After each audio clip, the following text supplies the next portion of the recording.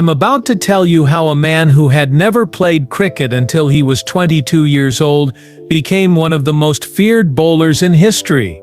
Imagine facing a giant man, 6 foot 7 inches tall, who doesn't say a single word to you. He just stares with eyes that cut right through you. Then he runs in and throws a rock-hard cricket ball at your head at 90 miles per hour. This is the shocking story of Sir Curtly Ambrose, the man who took 405 test wickets and made the world's best batsmen literally shake with fear just by looking at them. What you're about to learn will completely change how you think about sports, fear, and what it means to truly master a skill. This is not just another cricket story. This is the ultimate tale of how to become a legend when everyone says you started too late. Don't forget to smash that subscribe button and hit the bell right now so you never miss our videos about cricket legends. Stay until the very end where I'll share a secret about Ambrose that most cricket fans have never heard before, something he keeps in his house that proves just how special he really was. When we talk about sports stars, we usually think of kids who started playing almost as soon as they could walk. But Curtly Ambrose didn't even touch a cricket ball seriously until he was 22 years old. Born on September 21, 1963 in Suites, Antigua, Ambrose first loved basketball. With his huge height of 6 feet 7 inches, he seemed perfect for basketball, not cricket. But life had other plans for him. In the mid-1980s, Ambrose's mother, who loved cricket, pushed him to try the sport. He didn't want to at first, but he finally said yes. What happened next is one of the most amazing late starter success stories ever. Within just a couple of years of serious cricket training, Ambrose was already playing for the Leeward Islands in big matches. His height and natural athletic skills gave him a huge edge as a fast bowler. He rose to the top incredibly fast. By 1988, just 3 years after starting cricket seriously, Ambrose made his test debut for the West Indies against Pakistan. Many people thought this newcomer would fail at international cricket. Instead, the world saw the rise of an amazing talent who would scare batsmen for the next 12 years. What made Ambrose truly special wasn't just his physical gifts, though his height surely helped him make the ball bounce in ways that confused batsmen. It was his mental game that set him apart. When other bowlers were trash-talking batsmen, Ambrose chose to stay completely silent. "I don't need to talk to batsmen," he once said. "My bowling does all the talking I need." This silent treatment, plus his famous cold stare, created a feeling that he was unbeatable, and few could stand up to him. His partnership with Courtney Walsh created one of the scariest bowling pairs in cricket history. Together they took over 900 test wickets for the West Indies, carrying on the great West Indian fast bowling tradition from the 1970s and early 80s. But unlike some other bowlers, Ambrose wasn't just about raw speed. He was a smart bowler who could spot a batsman's weakness and attack it over and over again. One of Ambrose's most amazing performances came in 1992 against Australia in Perth. Australia had gotten the West Indies all out for just 119 runs in the first innings and were confidently batting at 85-2 in reply. Then Ambrose did something that seemed like magic. He took 7 wickets while giving up just 1 run in 32 balls. He knocked Australia from 85-2 to 119 all out, completely turning the match around. The West Indies went on to win by 25 runs, with Ambrose's bowling spell becoming one of the greatest in cricket history. Then there was the famous face-off with Steve Waugh in Trinidad in 1995. After Waugh had hit him for 2 boundaries in a row, Ambrose, usually so calm, got really angry and had to be physically pulled away by his captain Richie Richardson. It was a rare glimpse of the fierce fighter hiding beneath his calm surface. The next day, Ambrose answered back in the only way he knew, by taking 5 wickets for 45 runs and leading the West Indies to victory. Away from the intense battles on the cricket field, Ambrose lives a pretty quiet life. He married his longtime partner Bridget Benjamin in a private wedding with just close friends and family there. Unlike many sports stars who love the spotlight, Ambrose has always liked to keep his family life separate from his public life. This desire for privacy extends to his wife and children, who stay mostly out of the public eye, showing how well he has protected their privacy despite being world famous. What we do know is that family has always been the center of Ambrose's life. His mother's influence on his cricket career is well known, and he often talks about how her support and guidance shaped him not just as a cricket player but as a person. This strong sense of family values still guides his life after retirement. When Ambrose finally stopped playing in 2000, after taking 405 test wickets at an amazing average of 2, many wondered what he would do next. As it turns out, cricket wasn't his only passion. Ambrose is a skilled bass guitar player and started a reggae band called Big Bad Dread and the Baldhead. Music gives him a creative outlet that cricket perhaps couldn't, letting him express himself in new ways. But the pull of cricket was too strong to ignore completely. Over the years, Ambrose has taken on various coaching jobs, including working as bowling consultant for the West Indies team. His coaching style is just like his playing style.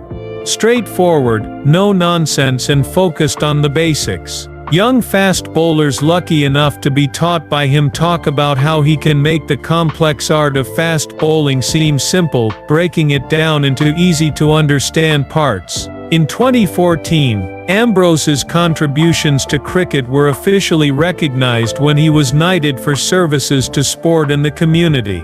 Sir Curtly Ambrose joined a special group of West Indian cricketers to receive this honor, including Sir Vivian Richards and Sir Garfield Sobers. For someone who started cricket so late and without formal training, it was the highest recognition of an extraordinary career.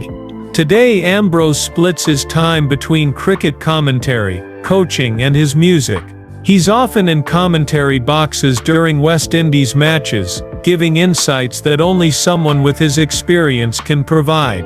His analysis is much like his bowling, precise, direct, and without fancy words. When Ambrose talks about fast bowling, everyone in the cricket world listens. In Antigua, where he lives, Ambrose is a local hero. Despite his fame, he stays approachable and connected to his community. He can often be seen playing dominoes with locals or performing with his band at community events. This down-to-earth quality, this ability to stay connected to his roots despite his global success, is perhaps what makes people who know him personally love him so much. The cricket lifestyle that Ambrose had during his playing days was built on discipline and simplicity. Unlike some modern cricketers who love being celebrities, Ambrose was always focused mainly on his craft. His training was incredibly intense, focusing on building the stamina and strength needed to maintain his pace and accuracy during long periods of bowling. One thing that made Ambrose special was how well he understood his body. He knew exactly when to push hard and when to rest, a crucial skill for a fast bowler trying to avoid injuries. This body awareness, combined with his natural athletic ability, helped him have a career with relatively few injuries, despite the huge physical demands of fast bowling. Ambrose was also known for his distinctive look on the field. The white wristbands that he would carefully adjust before each delivery became his trademark. Some thought it was a mind game, a moment for him to reset while giving the batsmen extra time to worry about what was coming. Others believed it was simply a personal ritual that helped him find his rhythm. Whatever the reason, it became one of cricket's most recognizable personal trademarks. What's really interesting about Ambrose's career is how he changed his bowling as he got older. Early in his career, he relied heavily on his natural speed and bounce. As the years went by and his body began to show signs of wear, he developed a smarter approach, using subtle changes in pace and using the conditions more effectively. This change from a raw speedster to a crafty veteran shows how athletic longevity can be achieved through intelligence and adaptability. Today's fast bowlers often look to Ambrose as the perfect example of what a fast bowler should be. His economy rate of 2.30 runs per over in Test cricket is almost unthinkable in today's more aggressive batting era. This wasn't just because batsmen played more defensively in his day, it was because of his relentless accuracy and the constant pressure he applied. Many people don't know that Ambrose is deeply involved in helping develop the next generation of Caribbean cricketers. Away from the spotlight, he often visits local schools and cricket clubs in Antigua, giving guidance to young players. He strongly believes in the importance of grassroots development, and often talks about the need for West Indies cricket to return to the basics that made them so successful during their golden era. This commitment to nurturing young talent comes from his understanding of what cricket means to Caribbean identity. For Ambrose, cricket is more than just a sport, it's a vehicle for regional pride and unity. He often talks about how representing the West Indies was about more than personal glory, it was about carrying the hopes and dreams of an entire region on his shoulders. When it comes to his personal cricket philosophy, Ambrose believes in the power of simplicity. Cricket is a simple game complicated by people, he often says. This approach is reflected in how he talks about bowling: hit the right areas consistently, understand the conditions, and know the batsman's weaknesses. No fancy tricks, no complicated plans, just execution at the highest level, over and over again. When asked about how cricket has changed with the rise of T20 leagues around the world, Ambrose acknowledges the entertainment value and commercial importance of these tournaments. However, he remains a purist at heart, believing that Test cricket is the ultimate test of a player's skill, mental strength and character. He worries that the emphasis on big hitting and constant innovation in the shorter formats might lead to a generation of cricketers who lack the technical foundation needed to excel across all formats. One of the most interesting aspects of Ambrose's legacy is how he managed to be so intimidating without resorting to verbal abuse. In an era where many fast bowlers believed that aggression had to be expressed through words as well as actions, Ambrose proved that true intimidation comes from skill, consistency, and body language. His piercing stare and subtle headshake after a batsman played and missed said more than a barrage of words ever could. This approach has influenced how many cricket fans and players view the spirit of the game. Ambrose showed that you can be fiercely competitive, even intimidating, without crossing the line into unsportsmanlike behavior. It's a lesson that remains relevant in today's game, where the line between competitive intensity and unacceptable conduct is constantly being debated. Perhaps the most amazing thing about Ambrose's story is that it almost didn't happen. Had he continued with basketball, or had his mother not encouraged him to give cricket a serious try, the sport would have lost one of its greatest fast bowlers. It's a reminder of how thin the line can be between different life paths, and how sometimes finding your true calling is just a matter of being open to unexpected opportunities. Today, at the age of 61, Ambrose remains in excellent physical shape. His towering frame is still imposing, though these days it's more likely to be seen in a commentary box or on a music stage than charging in from the boundary. He maintains an active lifestyle, believing that physical fitness is important regardless of age or professional status. When looking back on his career, Ambrose is typically modest. "I just tried to do my best for the team," he often says, deflecting personal praise to focus on collective achievement. This team-first mentality defined his playing days, and continues to shape his approach to life after cricket. The current era of West Indies cricket has been challenging, with the team struggling to recapture the dominance they enjoyed during Ambrose's playing days. He watches these struggles with mixed feelings, frustration at seeing the standards slip, but hope that with the right approach, the glory days could return. When he talks about what's needed, he emphasizes the importance of pride in performance, discipline, and understanding the rich legacy of West Indies cricket. Cricket has changed significantly since Ambrose's retirement, with technological advancements changing how players prepare and perform. When asked about how he would approach bowling in today's data-driven environment, Ambrose smiles and suggests that while the analysis would be helpful, at the end of the day, cricket is still about executing skills under pressure. No amount of data can replace the feel of a good rhythm, the understanding of conditions, and the instinct for a batsman's vulnerability.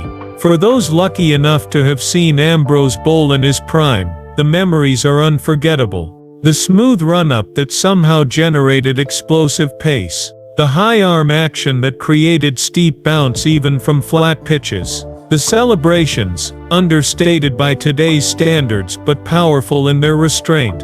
And always, the sense that you were watching someone who had mastered their craft through a combination of natural talent and relentless dedication. As for Ambrose himself, he seems content with his place in cricket history.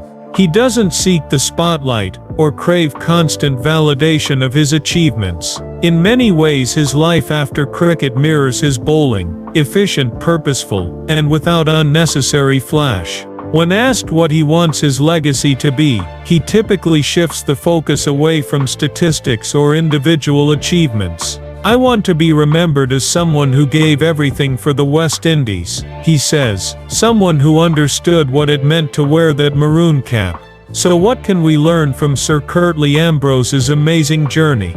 Maybe it's that greatness doesn't always follow the usual path, that it's never too late to discover and chase your true talent, that intimidation doesn't need words, just unwavering confidence in your abilities. That adapting and evolving is the key to lasting success in any field, and that behind every sports great is often a story of family support, personal sacrifice, and an unwavering commitment to excellence. As we look at cricket today, with its many formats, big money contracts, and global reach, it's worth remembering players like Ambrose, who defined an era when the game was perhaps simpler, but no less exciting. His legacy serves as both a goal for fast bowlers to aim for, and a reminder of what the sport can mean to regions like the Caribbean, where cricket is woven into the cultural fabric. The feel of a good rhythm, the understanding of conditions, and the instinct for a batsman's vulnerability. For those fortunate enough to have seen Ambrose bowl in his prime, the memories are indelible.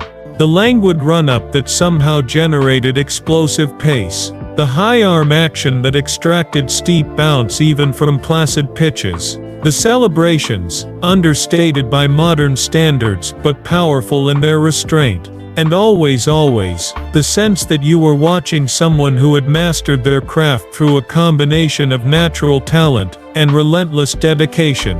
As for Ambrose himself, he seems content with his place in cricket history. He doesn't seek the limelight or crave constant validation of his achievements. In many ways, his post-cricket life mirrors his bowling, efficient, purposeful, and without unnecessary flourish. When asked what he wants his legacy to be, he typically shifts the focus away from statistics or individual accolades. "I want to be remembered as someone who gave everything for the West Indies," he says, "someone who understood what it meant to wear that maroon cap." So what can we learn from Sir Curtly Ambrose's extraordinary journey? Perhaps it's that greatness doesn't always follow a conventional path, that it's never too late to discover and pursue your true talent, that intimidation doesn't require words, just unwavering confidence in your abilities, that adapting and evolving is the key to longevity in any field, and that behind every sporting great is often a story of family support, personal sacrifice, and an unwavering commitment to excellence. As we look at cricket today, with its multiple formats, lucrative contracts, and global reach, it's worth remembering the players like Ambrose, who defined an era when the game was perhaps simpler, but no less compelling. His legacy serves as both a benchmark for fast bowlers to aspire to, and a reminder of what the sport can mean to regions like the Caribbean, where cricket is woven into the cultural fabric. If this video about Sir Curtly Ambrose's life has made you see this cricket legend in a new way, smash that like button right now, and share this video with everyone you know who loves sports. And if you want more videos about amazing sports heroes, subscribe to our channel now, and join thousands of fans who know that sports is about more than just scores and stats. It's about the amazing human stories that inspire all of us. And now for the big secret I promised you. During my research for this video, I found out something amazing. Ambrose still keeps the actual ball from his incredible 7-for-1 spell against Australia. He has it in a special glass case in his house. He doesn't keep it there to show off or brag about what he did. He keeps it as a reminder that on any day, if you truly believe in yourself and do your very best, something magical can happen. This is the perfect symbol for a man who turned self-belief into an art form. This has been the unbelievable story of Sir Curtly Ambrose, the basketball player who became a cricket legend, the silent giant, who let his bowling do the talking, and the humble champion, who still gives back to the game and community he loves. This is your channel name, bringing you the most incredible stories behind the sports heroes we all look up to. Don't forget to check out our other videos. The next one might just change how you see sports forever.